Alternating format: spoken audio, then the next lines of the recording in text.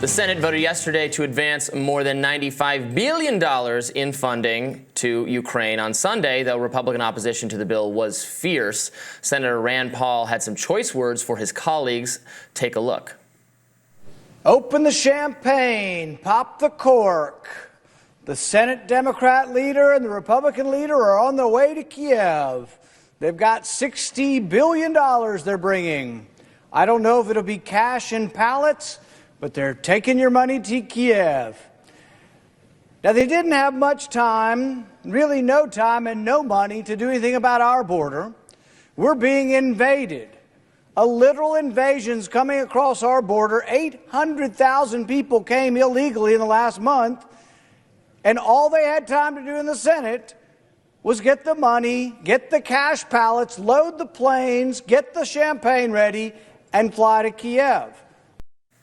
Senator J.D. Vance had a different objection to the legislation, arguing that the bill contains a provision that would inevitably be used to impeach Donald Trump should he become president again and then decide to cut funding to Ukraine during his potential second term. Now, Vance sent a memo to his Senate colleagues yesterday urging them to vote no on the bill, writing that if President Trump were to withdraw funding or pause financial support for the war in Ukraine in order to bring the conflict to a peaceful conclusion, quote, over the objections of career experts, it would amount to the same fake violation of budget law from the first impeachment under markedly similar facts and circumstances. That's all according to J.D. Vance. Partisan Democrats, he says, would seize on the opportunity to impeach Trump once again, end quote. Now, former GOP hopeful Vivek Ramaswamy chimed in, adding that here's the game, and many Republicans are falling for the trap. In 2019, they impeached Trump from withholding Ukraine funding over the objection of career experts. The current Ukraine bill sends money to the exact same DoD fund, and the same, quote, career experts will support spending it. If Trump tries to pause that funding to negotiate an end to the Ukraine war, they'll use this toxic funding bill as leverage to impeach him again. Shame on every Republican who votes for this bill. They'll be responsible for the outcome when it happens. But Zelensky should maybe wait a minute before celebrating, as the bill appears to be DOA in the House. Speaker Mike Johnson has already said he will not take up the bill in the House of Representatives until border security is addressed. In a statement released yesterday, Johnson wrote, quote, House Republicans were crystal clear from the very beginning of discussions that any so-called national security supplemental legislation must recognize that national security begins at our own border. It is what the American people demand and deserve. Now, in the absence of having received any single border policy change from the Senate, the House will have to continue to work its own will on these important matters. Now, of course, that is very rich, given Republican opposition to this very conservative, very restrictive border security bill that was put forward by Democrats precisely because they were so desperate to pass all of this foreign aid. But here we are. It's like a win-win-win. A win, we didn't pass that border bill, which I was not super enthusiastic about for a variety of reasons. B, we didn't, we're not, they're opposing all this funding for foreign wars that I absolutely oppose. And C, they made the Democrats look like fools. So it's great. It's racking up W's. What's odd is that there's something that progressives often say when justifying why they are not as successful as insurgents on the right. And Democrats, progressives, liberals will say things like, well, we want to get things done. They just want to be obstructive. So it's easier for them just to stand in the way of something and kill bills. Fine. But because of the limited offerings coming from Democrats that are actually substantively going to make people's lives better. Joe Biden threw away a $15 minimum wage, student debt, all of these promises out the window because there's nothing to gain. And because everything that both parties are trying to put forward are so terrible. Funding for endless wars, this draconian border bill.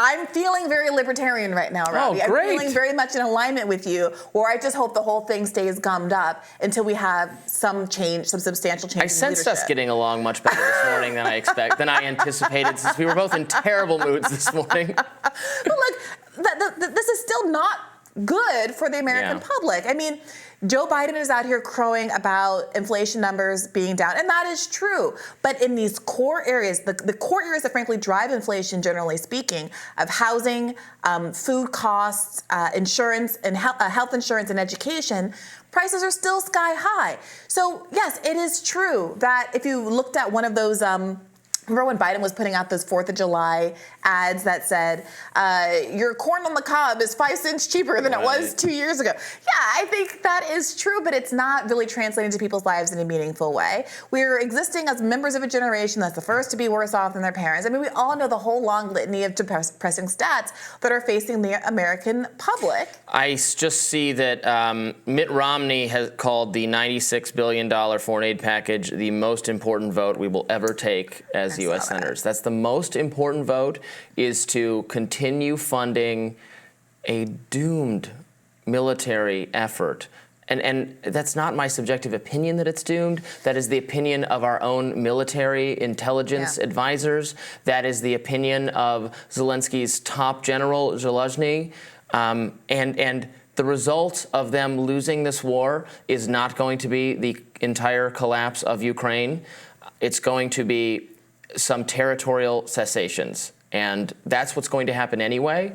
So why are we throwing more money and more bodies at this conflict? It seems very, look, I respect Senator Mitt Romney for a lot of different things, but this seems ideologically incorrect to me.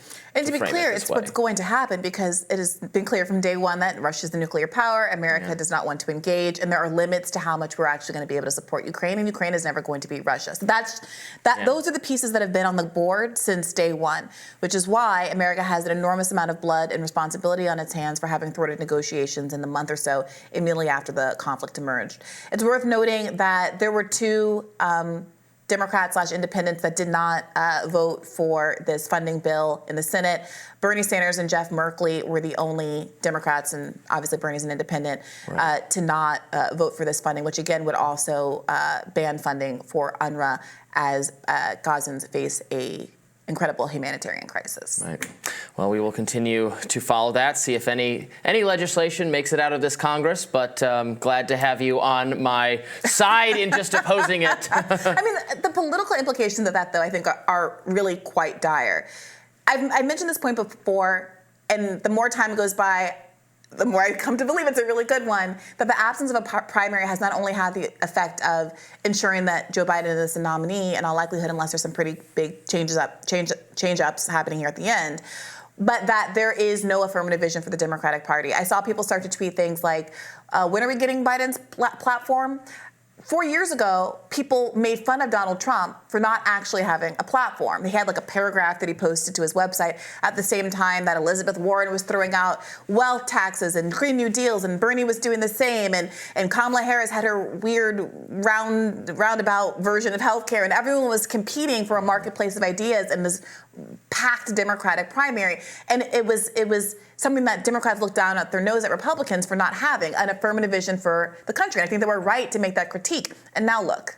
That's a very good point. I was seeing some speculation that just their thinking was that they have this mindset that Hillary Clinton was damaged in 2016 from having participated in an actually competitive primary with Bernie Sanders, which isn't true at all. That's not what hurt She was damaged by her own general election campaign, which ignored what turned out to be, what were predicted to be, and then turned out to be the pivotal states, which she didn't bother to campaign in.